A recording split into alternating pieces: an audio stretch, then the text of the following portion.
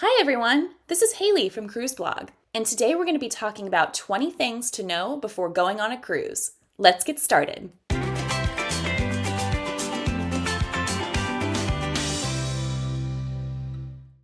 Embarking on a cruise is a fun adventure that promises unforgettable memories and experiences. Before you set sail, however, there are some things that you should be aware of in order to make the most of your cruise vacation. Planning ahead will help ensure that you have a smooth journey with no unexpected surprises. Come along with us on a list of 20 things to know before going on a cruise. First up, each cruise line strives to provide a distinct experience, so it's important to choose the right one. With 9 mainstream lines to choose from, new cruisers may find themselves wondering what the differences are. Each company, whether it's Royal Caribbean, Carnival, Princess, Norwegian Cruise Line, or Virgin Voyages, targets a certain demographic to provide a unique experience that's tailored to their preferences and interests. Those, for instance, seeking a relaxing, adults-only getaway may not enjoy the family-oriented atmosphere on board many of Royal Caribbean's vessels. Similarly, Carnival won't be a good fit for travelers seeking a quieter experience. Though your friends and colleagues may have their opinion on which line is the best, you must evaluate your personal needs and wants before making a decision. Once you've chosen the cruise line, you can then begin to narrow down which ship you want to sail on based on factors such as itinerary, onboard amenities, cabin options, and budget. Keep in mind that amenities vary greatly within each fleet. Royal Caribbean's Oasis class, for instance, has features like zip lines, surf simulators, and ice rinks, whereas their Quantum class vessels have skydiving simulators and bumper cars on board. Next up, you'll need the right travel documentation. Are you an American citizen sailing out of a U.S. port on a round-trip itinerary? Then you may be able to bypass the passport requirement, so long as you have a certified birth certificate and valid government-issued ID. These sailings, which are otherwise known as closed-loop cruises, allow Americans to travel to certain destinations in the Caribbean, Mexico, Canada, and Bermuda without needing a valid passport. An example of a closed-loop cruise would be a 7-night voyage out of Miami that visits St. Thomas, St. Martin, and Perfect Day at Coco Cay before returning to South Florida. It is important to check the specific requirements of your cruise itinerary and destinations, as some ports have additional entry requirements. Those sailing to Alaska out of Seattle, for instance, will need a passport for certain excursions. Next up, while the base fare is pretty inclusive, there are plenty of ways cruise lines entice guests to spend extra money. Most mainstream cruise lines include a wide array of amenities in their base fares. However, they're designed to cover only the essentials. This allows guests the flexibility to choose additional add-ons at their discretion. The majority of cruise lines include accommodations, select food venues and beverages, entertainment, onboard activities, and transportation to ports in their fares. If, however, you want a cocktail during your sail away, you'll have to pay extra. Similarly, while most activities on the ship are included, those shore or port days will be something else you'll have to budget for. From drink packages to shore excursions, Wi-Fi packages, spa treatments, specialty restaurants, and so much more, there are numerous ways that you could accidentally find yourself spending more than you anticipated, especially if you are not aware of what's included on your cruise. Speaking of add-ons, you can often save money by booking them in advance.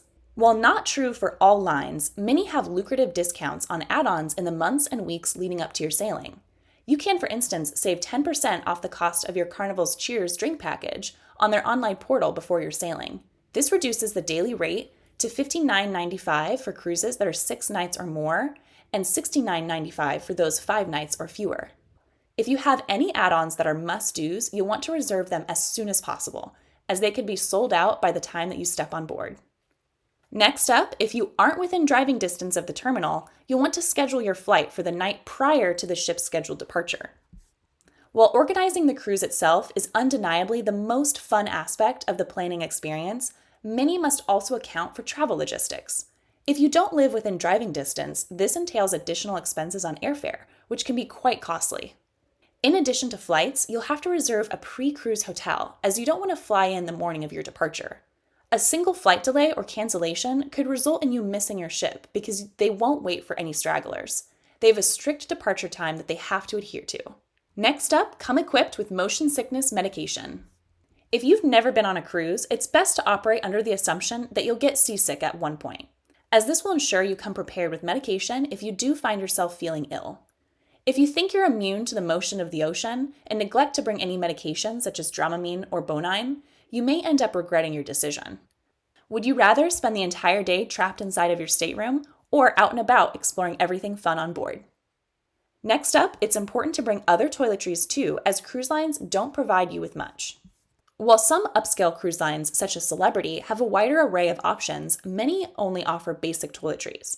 In fact, Royal Caribbean gives guests a singular shampoo and body wash hybrid.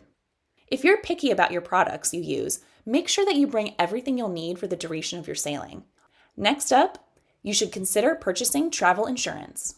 While nobody wants to contemplate the worst-case scenario occurring during their highly anticipated cruise vacation, it is important to be prepared for unforeseen circumstances, such as the onset of a sudden illness or flight delay. These types of events can disrupt even the most well-thought-out travel plans.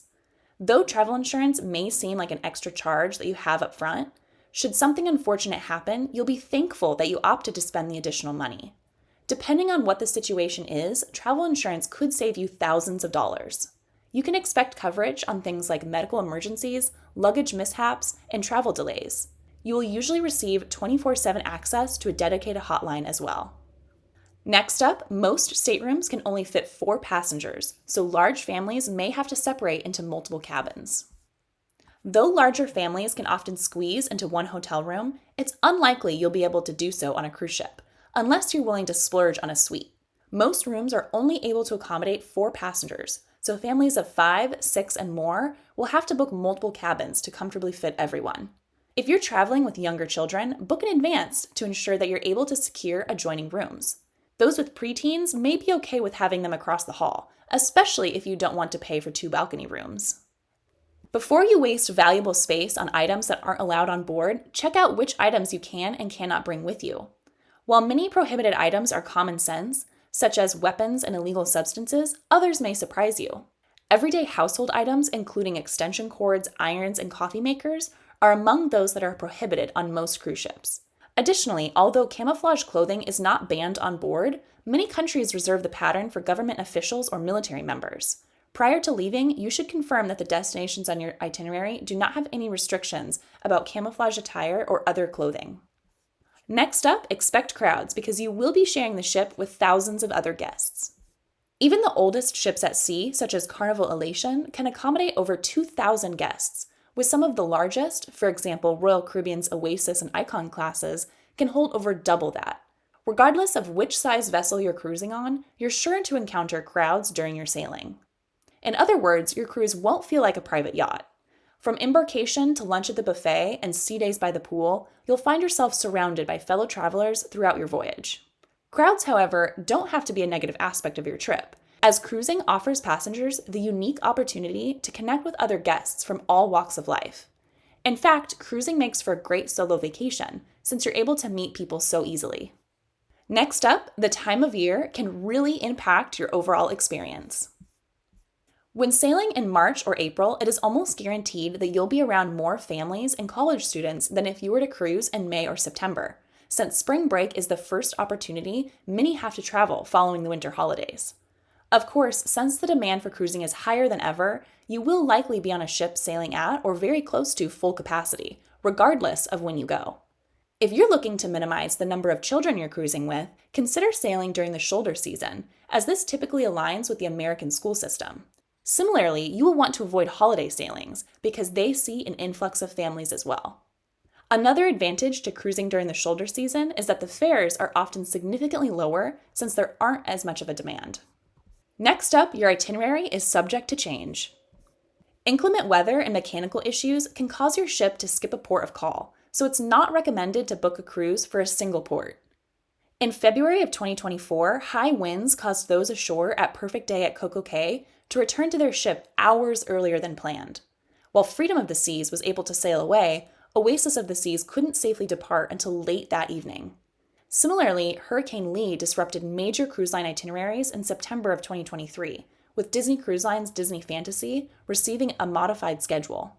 Rather than an 8-night cruise to Bermuda, the ship sailed to the Western Caribbean, visiting Cozumel, Mexico, Georgetown, Grand Cayman, Castaway Cay, and Nassau. Next up, travel agents can help save you time and money. Travel agents provide more than expert advice. While they can certainly help you select the perfect cruise line, ship, cabin, and itinerary, they often offer incentives to book with them, such as onboard credit, prepaid gratuities, and other small gifts. While these perks won't amount to a free cruise, they'll help you save a little extra money on your upcoming vacation. Sometimes they're able to offer group rates as well, which can save you on the base fare. Next up, tips for things like spa treatments and beverages are automatically added to the final bill. Tipping on a cruise ship works a little bit differently than on land. Rather than receiving a bill each evening in the main dining room, for instance, you're charged a daily gratuity, which can either be paid in advance or charged to your onboard account to be settled at the end of your sailing. The daily rate is divided amongst the hardworking crew members, including your cabin stewards, dining and culinary service staff, the guest services team, and others who work behind the scenes. At the end of the cruise, many guests feel inclined to leave an additional cash tip. Of course, this is not a requirement. When it comes to select onboard purchases, you'll automatically be charged a service charge, which is essentially the tip. This includes items like spa treatments and alcoholic beverages.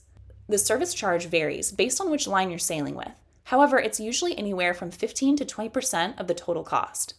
Since the tip is already included in the final bill, you do not have to leave anything extra, unless you feel as though the service warrants it. Next up, don't be afraid to try new things, especially food. Since there's so much food included in your cruise fare, it's a great time to step outside of your comfort zone and try a dish you otherwise wouldn't pay for. If you're worried about not liking a dish and contributing to food waste, you can always ask for a half portion. Plus, this will allow you to try more without filling up on the first dish that you're served.